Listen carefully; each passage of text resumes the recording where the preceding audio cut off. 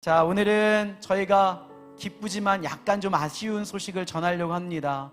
저희와 함께 이제 한 9년 정도 함께 사역을 또 하고 또 함께 기뻐하고 함께 기도했던 우리 김병렬 목사님이 저 사북감리교회 담임 목사로 이제 오늘 파송되어지는 시간인데요. 우리 목사님하고 사모님 잠시 나오실까요?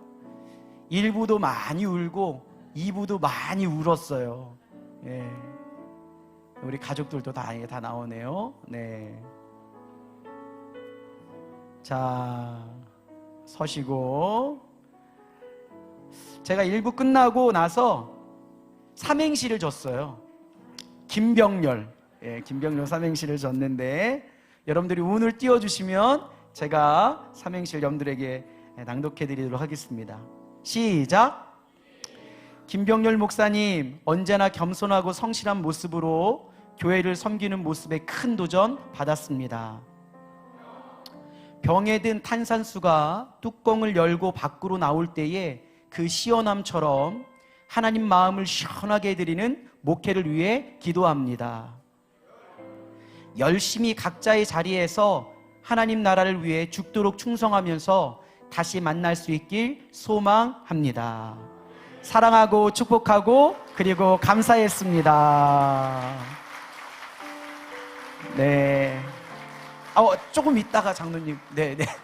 좀 순서가 있어가지고, 네, 우리 장로님 너무 마음이 아쉬우셔가지고 지금, 자, 우리 인사 말씀 좀 듣겠는데요. 우리 김병렬 목사님하고 사모님, 우리 마이크를 좀 한 분이 좀 드리시죠?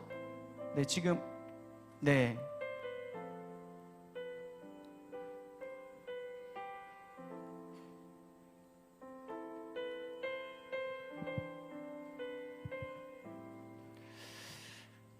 네, 이 시간이 올 줄 몰랐는데 지난 8년 4개월 동안 반월중앙교회에서 너무 행복하고 너무 감사하게 목회할 수 있었고 또 사역할 수 있어서 너무 감사했습니다. 몸은 떨어지지만 늘 기도하겠고요. 또 우리 반월중앙교회에 또 한 지교회가 생겼다는 마음으로 같이 기도해 주시면 너무 감사할 것 같습니다. 그동안 너무너무 감사했습니다. 자, 그 다음에 우리 예배부에 우리 슈퍼 히어로시죠. 우리 사모님도, 네. 너무 많은 사랑과 기도를 받았고요. 그리고 우리 세 자녀 되게 어렸을 때 왔는데 성도님들이 많이 사랑해 주시고 격려해 주셔서 너무 행복하게 신앙생활했고 또 열심히 훈련 받았고 이렇게 성장해서 이제 다른 곳으로 파송돼서 갑니다. 그래서 이 주신 사랑 기억하고 저희가 그분들을 또 나누고 섬길 수 있는 그런 힘이 될 것 같고요. 그리고 우리 반월중앙교회 그 성도님들의 사랑을 기억하면서 계속 기도하겠습니다. 감사합니다. 감사합니다. 자, 우리 목사님과 우리 가족들을 좀 축복했으면 좋겠는데요. 우리 야곱의 축복, 우리 함께 찬양할 텐데 우리 다 함께 한번 일어나실까요? 자, 우리 함께 축복하겠습니다.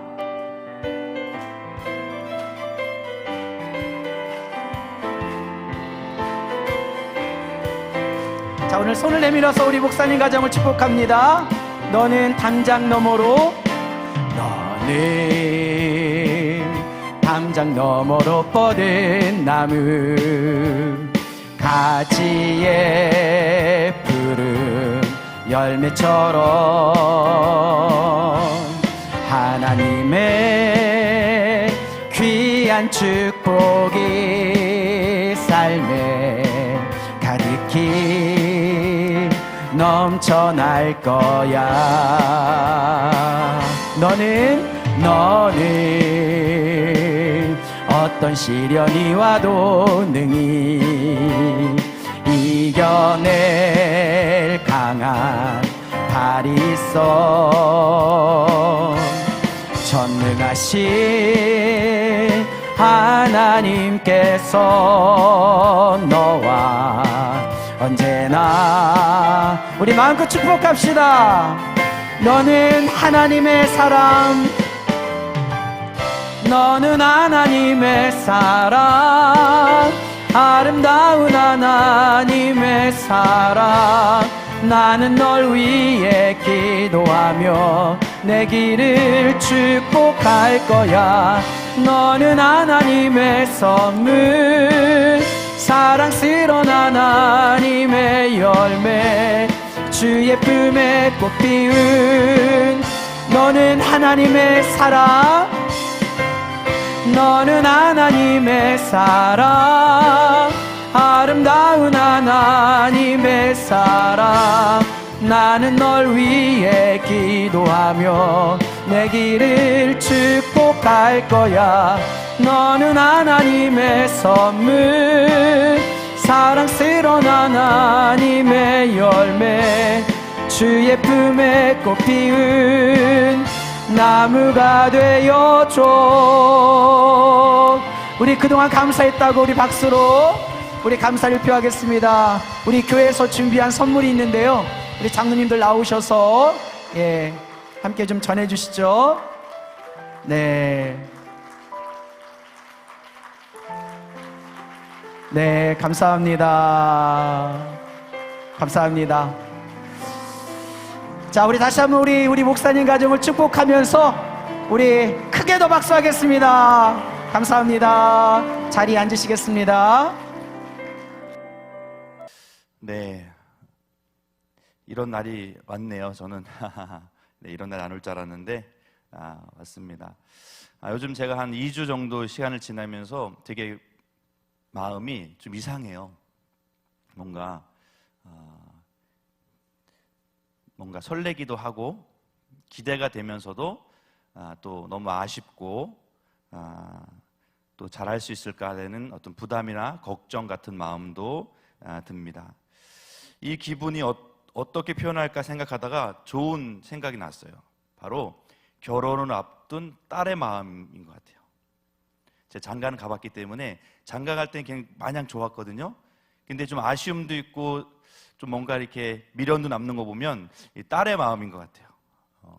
새 신랑을 만나서 새 가정을 꾸린다는 어떤 그런 설렘도 있는데, 한편으로 이제 부모님을 멀리 떠나야 된다는, 뭐 요새는 떠나지도 않지만 어쨌든 그런 마음 때문에 좀 아쉬움도 있고 또 미안함도 있고 또 그런 죄송함도 있는 마음이 시집 앞둔 딸 같은 마음, 네, 그런 것 같아요. 제가 이제 사북에 있는 사북교회로 이제 가게 됐다는 말을 이제 들으신 분들이 두 부류예요. 처음은 이제 너무 축하한다, 잘 됐다 라는 분들도 많이 계시고, 또 한편으로는 가지 말라고, 어떻게 날 버리고 갈 수 있냐고 그래가지고 너무 아쉬워하시는 분들도 계시더라고요. 그래서 근데 두 분 다 저를 너무나 사랑하기 때문에, 너무 아끼기 때문에 해주시는 말씀이라는 그러한 생각이 들었습니다.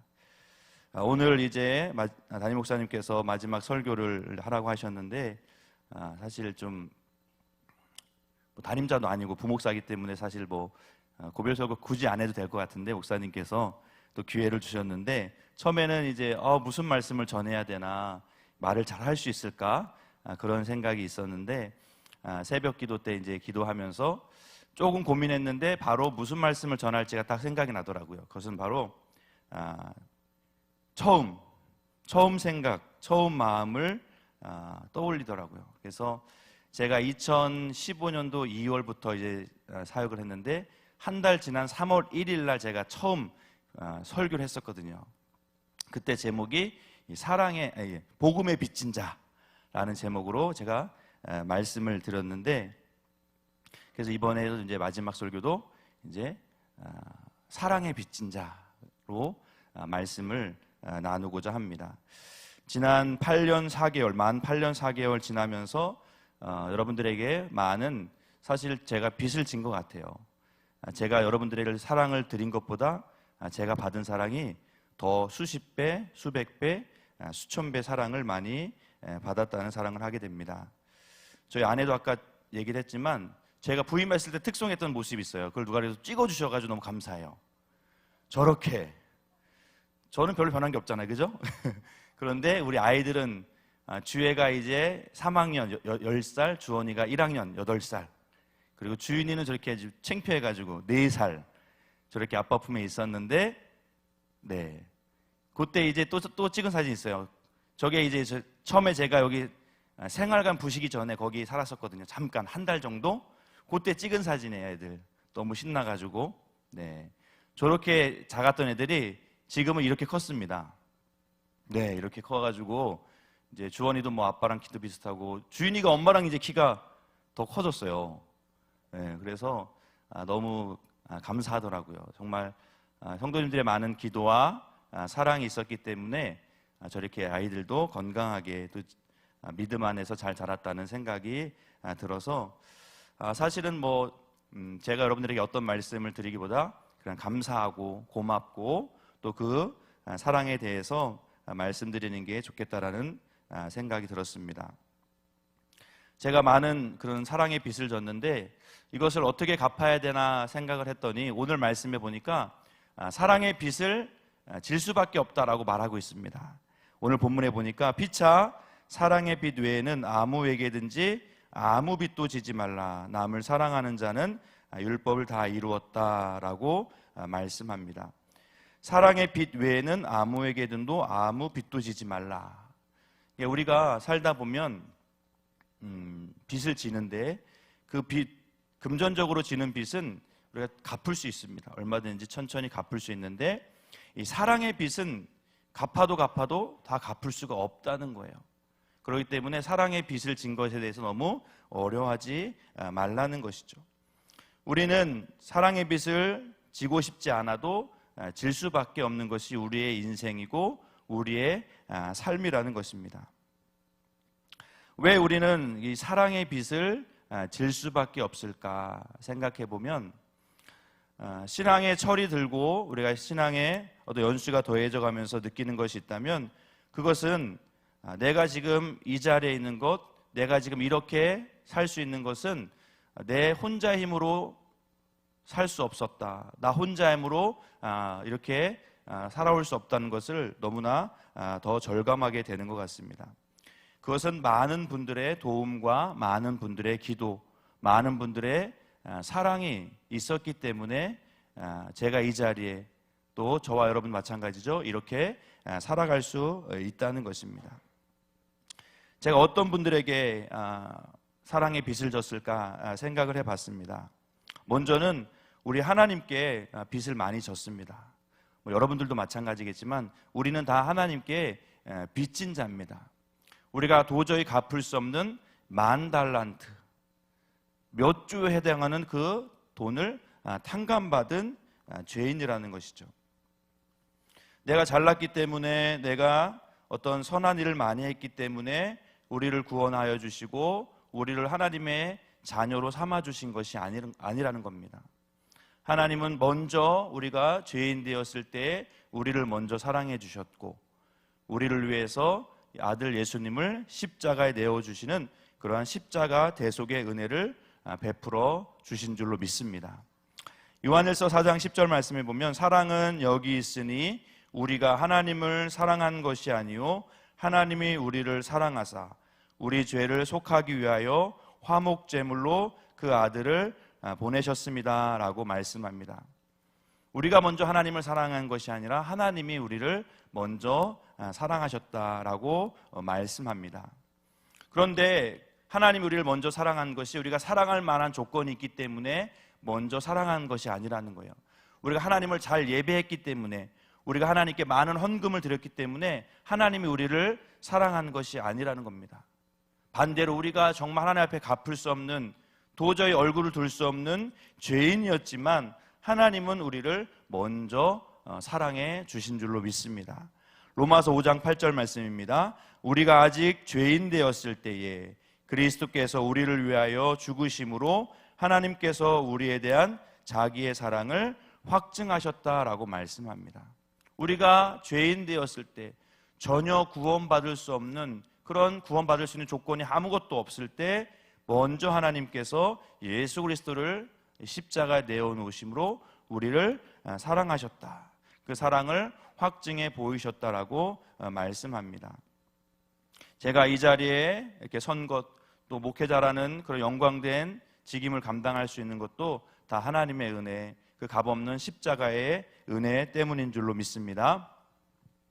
두 번째로 제가 누구에게 빚을 졌을까 생각해 보니까 우리 부모님에게 많은 빚을 졌다라는 생각을 하게 됩니다.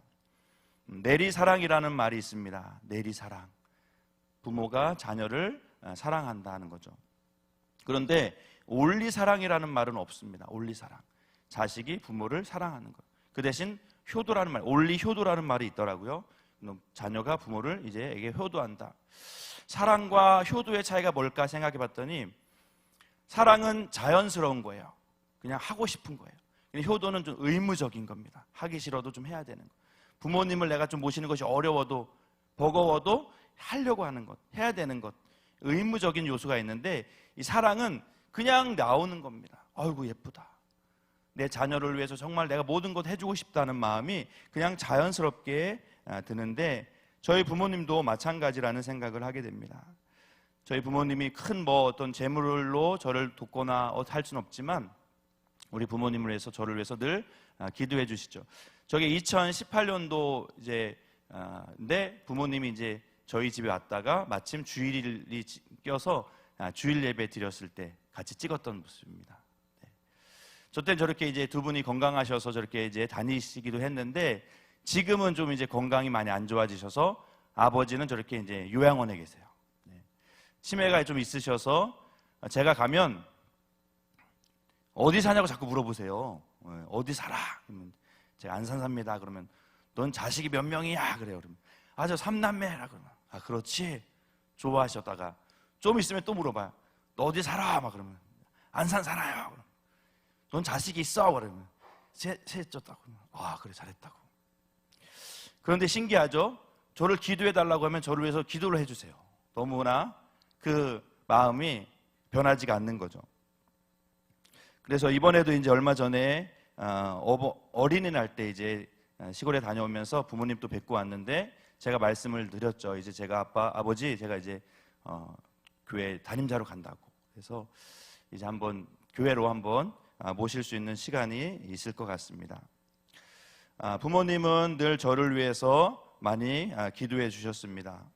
제가 처음 이제 신학교에 들어갔을 때 제가 이제 군대를 제대하고 3학년 복학을 앞두고 제가 이제 수련회 교회에서 부흥회 있었는데 부흥회 때 참석하면서 그 부흥 강사님이 이제 저를 딱 지목해서 신학을 하라고 딱 그렇게 이제 지목을 하셨어요. 그래서 저는 어쩔 수 없이가 아니라 이제 끌려서 똑같은 말이네요. 어쨌든 이제 신학을 하게 됐는데 한 달 정도 이제 그 시험 기간이 있었고 편입 시험을 준비해서 이제 감리교 신학대학교 3학년으로 이제 편입을 하게 됐습니다.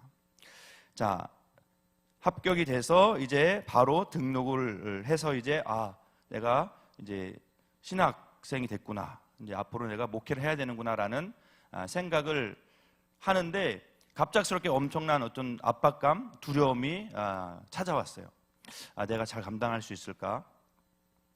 목회자의 길이 엄청난 어렵다는 게 이제 한 번에 확 느껴지는 거죠. 그래서 되게 두려웠습니다. 부모님 앞에서 이제 엉엉 울었어요. 네. 제가 잘 할 수 있을까요? 못할 것 같다고. 그럴 때 이제 어머니께서 이런 말씀을 해주셨습니다. 걱정하지 마라. 그 길은 네가 가는 게 아니라 하나님께서 다 인도해 주실 것이다. 너는 그분의 인도하심을 따라 가면 된다라는 그런 말씀을 해주셨어요. 근데 그 말씀이 저는 이렇게 하나님 말씀으로 다가왔습니다. 지금까지도 어떤 걱정은 없습니다. 하나님께서 제 길을 인도해 주실 것이라는 말씀이 저에게 힘이 되기 때문에 사실 어떻게 보면 이번 청빙 과정에서도 사실은 저도 놀라웠습니다. 너무 갑작스럽게 일이 너무 잘 진행돼서 이게 다 하나님의 인도하심인 줄로 믿습니다. 마지막으로 누구한테 빚을 졌을까 생각해 봤더니 우리 담임 목사님 비롯한 우리 많은 성도님들에게 제가 빚을 진 것 같습니다. 우리 사진 한번 보실래요? 네, 이건 이제 2019년도 5월 첫 번째 교역자 장로 부부 워크숍 때 찍은 사진입니다. 이 사진은 좀 더 오래된 사진, 옛날 우리 원로 목사님하고 곽인 목사님, 이재호 목사님, 변두선 목사님 그렇게 있었을 때 한번 우리 목회자 수양회 갔을 때 찍은 사진인데요. 사실 이번에 제가 이 사북교회 간 것도 사실 저는 좀 고민을 많이 했습니다. 너무 멀기도 하고 가는 게 맞나 좀 반신반의했거든요. 근데 목사님께서 너무나 좋은 기회고 다시 올 수 없는 기회일 수 있다. 어쨌든 도전해 봐라 그렇게 말씀해 주셔서 도전했는데 좋은 결과가 있었습니다. 늘 목사님께서 저를 위해서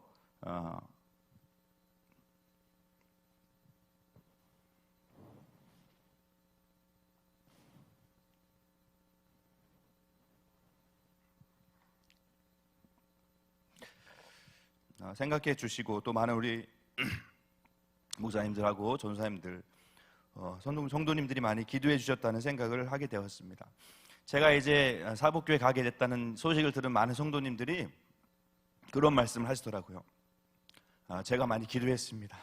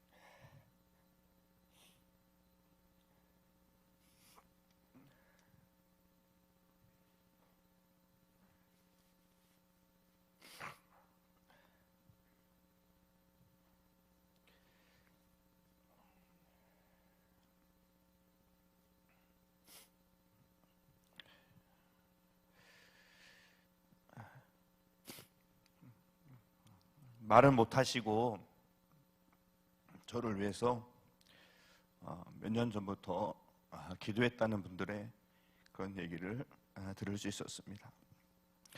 또 어떤 분은 꿈을 꿨는데 제가 이제 담임자로 가게 됐다는 소식을 그런 꿈을 꿔서 정말인가 그랬는데 어떻게 정말 이게 현실이 됐다고 또 말씀해 주시는 분도 계셨습니다. 많은 분들이 기도해 주셨고 걱정해 주셨고 염려해 주셨기 때문에 제가 또 좋은 교회로 갈 수 있다는 생각을 하게 됩니다. 또 감사한 분들은 우리 어르신들이 특별히 오늘 어버이주일이긴 한데 또 우리 어르신들에게 너무 감사드립니다.